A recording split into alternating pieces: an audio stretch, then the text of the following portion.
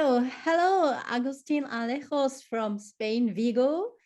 I'm so honored to have you here on my YouTube channel. Oh, thank you. It's actually my honor for being here and helping you promote our sport, which is great what you're doing and how you're doing it. Thank you so much. So, just one of the easiest questions: how or when did you start playing wheelchair basketball? Well, I started playing wheelchair basketball here in Vigo, just because I was a neighbor of the president of the team, who's Pablo Beiro, and he created the team. He was the coach, player, um, president. He was everything in the team. So when I was born with a disability, he tried to convince my mom to make me play wheelchair basketball, but she refused for a while. She didn't like it because she thought, oh, if he sits in a chair, he's just gonna stay there. He's not gonna walk again. Okay. But eventually, we convinced her to go to swimming. The club has some schools for kids for swimming, and just before swimming, it was the schools for wheelchair basketball. So we had to wait there so everyone would go together. And when I saw it, I was like, Mom, I wanna try that thing. And the very next week, I was sitting in the chair playing, and I haven't stopped since. That was about, I think, 2002. 2002. So you were how old? I was like 13, something like that. 12, 13. Okay. And did you go to the swimming class? Yeah, I did. I actually competed for a little bit, just like a regional competition. But I like better the team sport, just because you're not by yourself, and you need of others to perform good, and the others need you to be a team. And I actually like that mentality. Yes. Wow. So and now you were during your career, you were in different spots all around the world. Can you tell us something about your journey?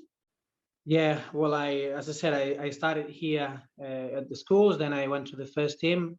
I played for the first team for, I think it was 2 seasons. Then I was lucky enough to be selected to play in the first Spanish professional team. It was in Murcia. It was called Polaris World Murcia, with players such as Brett Stevens, Peter Kolstrom, Sonia Ruiz, Jesus, Romero, Ivan Toscano, a lot of young Spanish players. So I played there for another 2 seasons. I moved to Toledo, a team that just got promoted to the first National League. I played there for 2 seasons more. Then I came back to Vigo when all the players that had left Vigo at the time, we all came back at the same time, as David Mauriz, Julio Vilas, Bernabé Costas. We all came back home and try to have a great team. I didn't enjoy basketball that much at the time here in Vigo, so I decided to move to Italy, to go to play in Italy. And I played there for 2 seasons for Padua Millennium Basket. Then I came back home. Vigo is home, so I always come back here eventually. And I was here for half a season because I moved to Australia because the grandmother of my wife at the time was sick, and we decided to move there. But yeah, since 2010, I've been playing the Australian League, with the exception of 2012 until 2015, where we came back to Europe to try to achieve the goal of going to Rio 2016. And we came to Gran Canaria, played there for half a season, and then back to Vigo until now. It's a long history. Yes. Where did you play in Australia? I played for the Queensland Spinning Bullets in Brisbane. So now you're in Vigo for a while right now. So, and what are the difficulties of being in Vigo, like it's a small city or smaller city, not that big or central like Madrid, and it's right in the north and east, western side of Spain. So what are the difficulties and what are the benefits? Well, the difficulties for us is it's all basically around the budget of the team. We're a team that doesn't have a lot of money, so the little resources that we have to be able to use it properly. So we cannot target big names and big players because we wouldn't have the money to pay them. So what we do and what we offer to young players or players from lower leagues, like of different countries, is to come here, get the experience, get the playing time, get in a good league, and be able to perform and develop as a player and as a person. And I think that's actually working. Like if you see some of the games of us in the past, you see Luis Edwards from GB, Sam Mack, how they arrived here, how they performed, how they improved, and how they're playing now. Fabian Romo from America. Hopefully, Basti keeps working, and I'm sure he will have a good impact. Hillary, Nagua Brown, like we've got so many players that come here. They're pretty much unknown for the majority of the people, but we get to develop them and put them in the right place for the qualities as an athlete, as a basketball player can bribe. Yes, for me, of course, I have to say it here. Hillary is a friend of mine because she was in playing Cologne, and I also know Basti Kopp from the under-23 national team because he's German. So I think it's so wonderful that they found such a nice place in Spain to play against these big teams.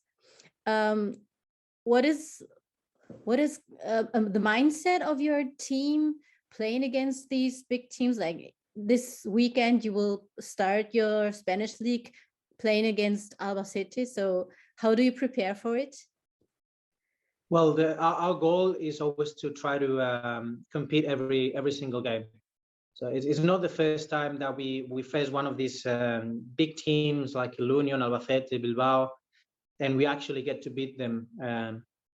So if you go with the mentality, we've got to compete, we've got to be in the game 40 minutes, every possession counts. You might get to the end of the game with a chance to win, but if you go with the wrong mentality, at the end of the day, you've already lost before you even started the game. So our goal for every single game is try to compete, try to be in the game as much as we can. Wow. So, and what are your goals with Vigo in general for the next few years? Our goals is our main goal is to offer the people from the city, the people with a disability from the city, a chance to come and play the sport in our schools, and eventually the main team is like a mirror for them to see where they can get to, if that they can do sports at a high level. So our main goal is to keep the team in the main league, so we have the enough funds to cover all that, and just to attract as many people we can to play the sport, and to just not to be professional, just to play and be out of the house and do other things other than just watching TV, playing video games, and things like that. Yeah. I mean, I play wheelchair basketball too as an able-bodied person, very old able-bodied person, and it's still fun to play. And I think more people should get involved to the sport. Yeah, I completely agree. We with the team, we usually try to visit a couple, one or two schools per week, and the children always want to play. No, we go there and do a little exhibition, let them try the wheelchairs, and they're always like, "Oh, where can we play this?" And we're like, "Well, in Spain, you actually can't. It sucks, but the rules don't allow you." But we usually do also once or twice a season, 3-on-3 camp, sorry, a 3-on-3 competition for anyone that wants to play. And the last one before the pandemic, we had like 200 people playing 3-on-3 in a wheelchair. So people like it. It's just that we don't have the ability to show it more. I think places like in Germany is pretty good with the letting people without a disability play. I know in Italy they used to allow it, in France, in Australia, and I think that should be the next step for wheelchair basketball. So there's more players, there's more people, there's more teams, more people involved, more sponsorship, more crowds, more everything. Yeah. So, and yeah, we talked about it. You're playing for the A national team of Spain. They didn't qualify for the Worlds in Dubai. And how does it feel right now for you seeing the other ones will play in Dubai 2 months before they play against Spain at the Euros in Rotterdam next year? Well, I'm a bit jealous, but it was such a long time having all the summers busy with the national team, then the season. So everything's got a good side and a bright side. So I try to focus on the bright side. Okay, we did all we could. We didn't qualify, but now we had this past summer to rest. We had a break, recover the batteries and have more energy to get to the Euros in Rotterdam ready for anything. Yeah. But do you think the other teams like GB or Germany or Italy, they will be more physically weaker when they come to the Euros after they play the whole tournament with preparation and everything? I think these days everything's very equal physically, so I think that everyone's going to be very good prepared because they come from the very hard season, then they go into World Championships. I'm sure they'll have like a week or two break, Yeah. and then back onto Euro. Sorry. Um, I'd like to ask you also about the under 23 in Spain, because Spain was always one of the strongest countries in wheelchair basketball. And now you see the under 23 is also very strong. How do you see that as the older brother of them? I'm very proud of them. I think we've got one of the best generations we've had in a long time. But I still think that they should have won in Thailand. They had, for me, the best team in the competition, where every single player is a professional. But this is sport. Sometimes you win, sometimes you lose. But I think Spain should have a bright future if everyone keeps going hard. And we've got people like Oscar, Pablo Lavandeira, Adrian, Pincho. They're just incredible guys, and I know they work a lot, and I'm sure they'll do it for the A team soon. What is your favorite memory of all the tournaments you have been through? The best memory for me was winning a Challenge Cup final here in Vigo. We had 3 European finals that we lost in the grand final. And the fourth one, we organized the tournament here in Vigo, and we got to the final against Wiesbaden Rhine River Rhinos. Oh. And we got to beat them, and it was amazing to finally win the first trophy for the team at home after so many losses against the full stadium with more than 2,500 people watching the game. It was a great moment for me. Yeah, I would say it's up there with the grand final of Rio 2016. That's the top 2 moments for me in sport in my career. Wow. Yeah, it was quite interesting to see you talking first about the success with Vigo. So this shows really the passion you have for this club.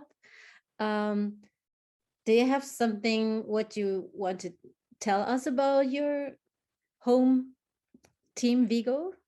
This is I always say the same thing. This is like a family. Like at the end of the day, I know if I have any issues, someone from the management, the president, the coach, some people that help around the team, they'll try to help. Same way I would do the same, and just looking after each other. And everyone that comes and plays here, um, I mean, not everyone. Everyone, it's impossible. But most of the people that come and play here want to come back eventually, um, and they're very happy. They're very happy to have played here.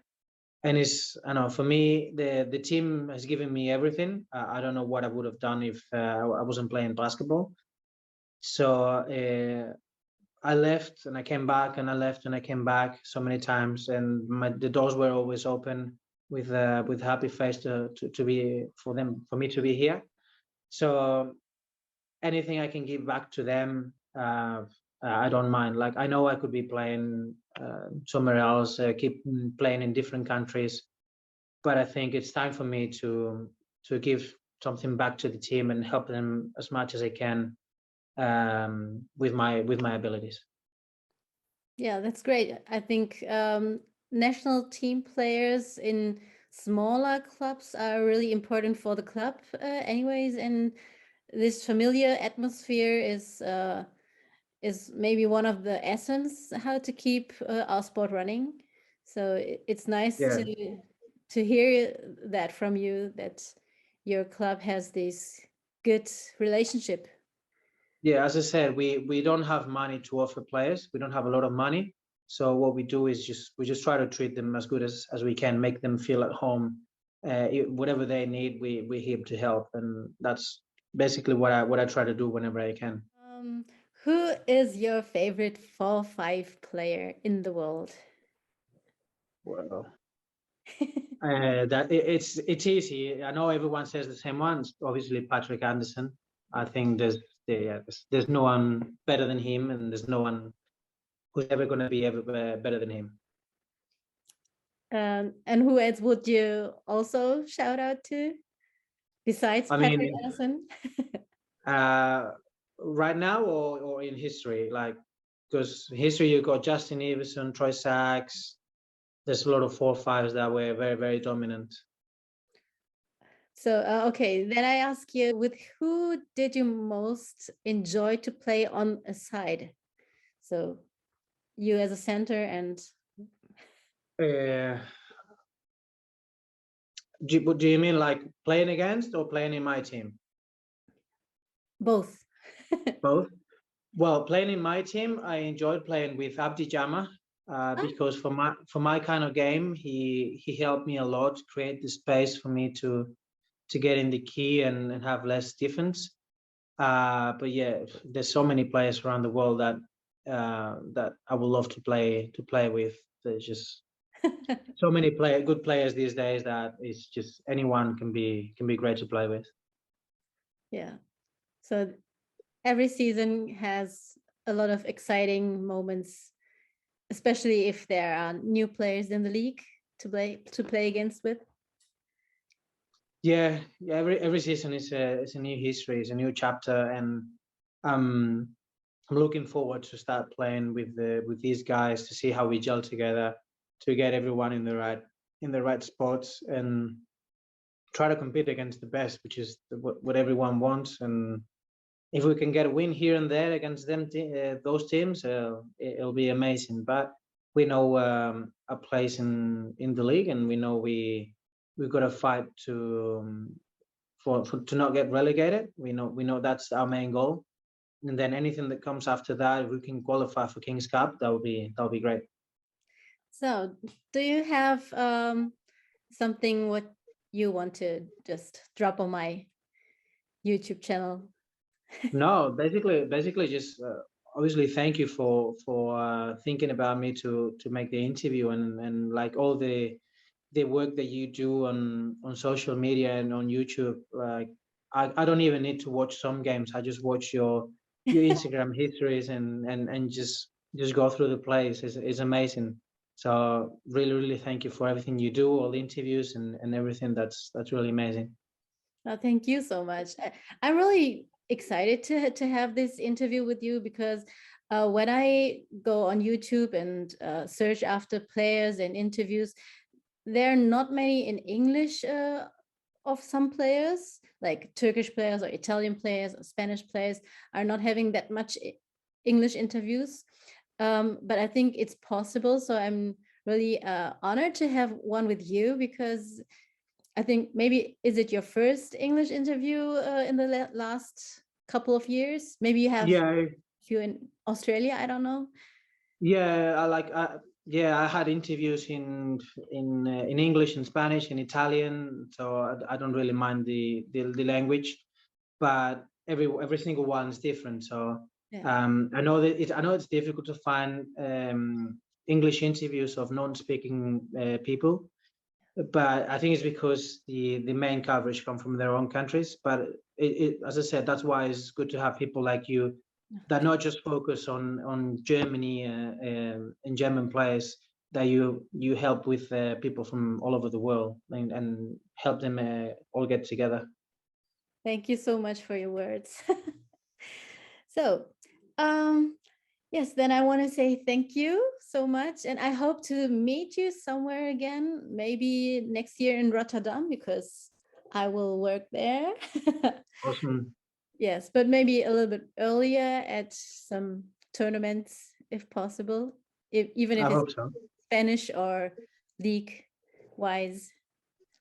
Hope to I see you hope so. soon. Yeah, I hope so. Thank you. Thank you. Thanks.